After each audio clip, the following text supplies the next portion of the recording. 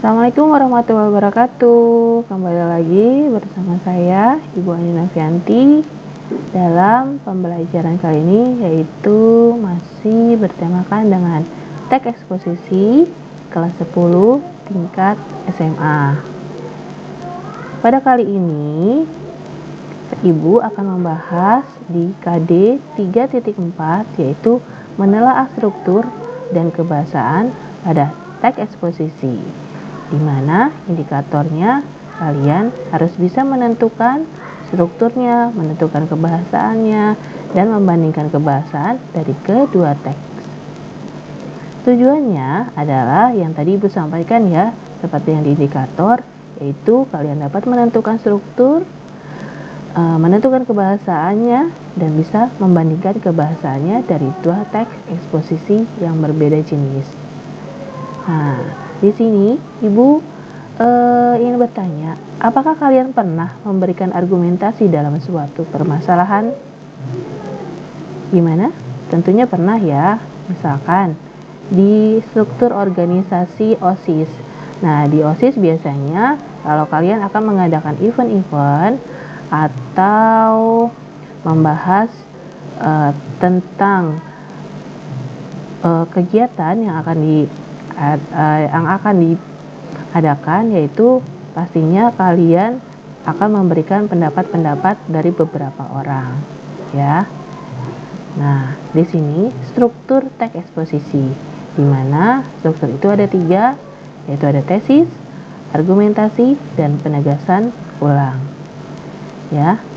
Nah, pada tesis yaitu sebuah permasalahan yang ada dalam sebuah teks eksposisi. Biasanya tesis ini ada terdapat pada awal paragraf. Nah, sedangkan argumentasi adalah pendapat-pendapat atau kalimat penjelas yang mendukung sebuah permasalahan.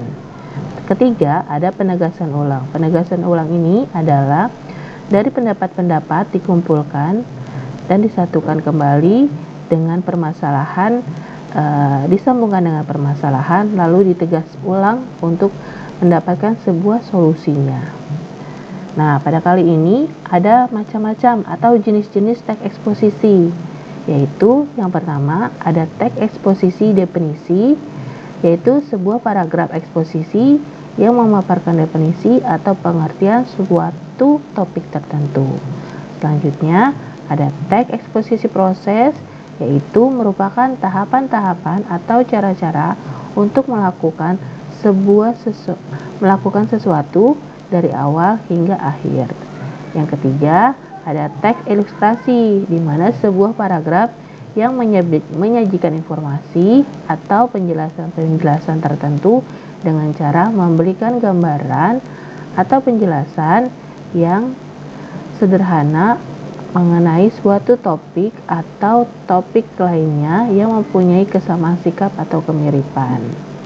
Selanjutnya ada teks eksposisi laporan, yaitu mengemukakan laporan dari suatu kejadian atau penelitian tertentu.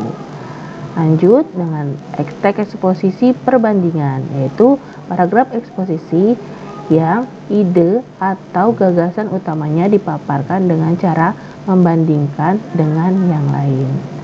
Terakhir ada teks eksposisi pertentangan, yaitu di mana sebuah paragraf atau karangan yang berisi mengenai hal pertentangan akan suatu hal yang lainnya. Ya, jadi di sini ada 6 jenis-jenis teks eksposisi. Bisa kalian bedakan dari penjabaran-penjabaran yang tadi sudah Ibu terangkan ya. Lanjutnya, dalam teks eksposisi ini tidak hanya ada struktur ataupun jenis, tetapi ada kebahasaannya. Dan kebahasaannya di dalamnya itu ada pronomina, ada konjungsi, dan ada kata leksikal. Mari kita bahas satu persatu ya. Nah, yang pertama adalah pronomina. Pronomina itu dibagi menjadi 2, ada pronomina persona dan pronomina non persona. Ya, ini pronomina di sini adalah menyatakan kata ganti orang atau kata ganti bukan orang. Ya, misalkan kalau kata ganti orang, dia, kamu, aku, saudara. Nah, seperti itu. Sedangkan kalau non promina adalah menyatakan misalkan di sini, situ, ini, itu. Nah, itu bukan kata ganti orang, berarti non personal. Dilanjut, kata konjungsi. Konjungsi ini biasa kita kenal sebagai kata penghubung yang terdapat pada sebuah teks semuanya, yaitu di sini kita utamakan pada teks eksposisi. Nah, konjungsi ini banyak macam-macamnya. Ada konjungsi waktu, gabungan, pembatasan, tujuan, persyaratan, perincian, sebab akibat, pertentangan, pilihan, penegasan, penjelasan, perbandingan, dan menyimpulkan. Nah, di sini sudah ada nih macam-macamnya konjungsinya. Silakan kalian tinggal mencari pada teks eksposisinya pada setiap paragrafnya. Dilanjut adalah kata leksikal. Kata leksikal sini dibagi menjadi 4. Ada nomina, ada perba, adjektiva, dan adverbia. Nomina ini adalah kata yang memacu pada benda, baik berupa benda maupun abstrak. Nah, seperti misalkan meja, kursi, itu bisa disebut dengan nomina. Sedangkan perba adalah mengandung makna berdasarkan perbuatan, proses, atau keadaan yang bukan sikap. Perba itu ada sebuah kata kerja, membuat, berjalan, mempunyai, memancing. Nah, itu adalah sebuah kata kerja, yaitu perba. Sedangkan adjektiva adalah kata yang digunakan dari menggambarkan sikap atau keadaan orang, benda, dan binatang. Nah, biasanya adjektiva di sini yaitu seperti kata sifat, yaitu cantik, ganteng, miskin, kaya, seperti itu.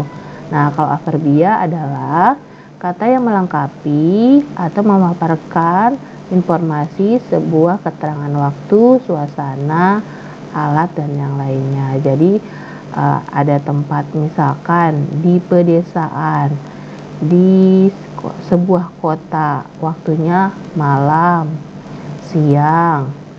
Suasananya bagaimana nih? Suasananya tergantung apa yang dituangkan pada teks eksposisi tersebut. Nah, itulah yang kita bahas pada kali ini.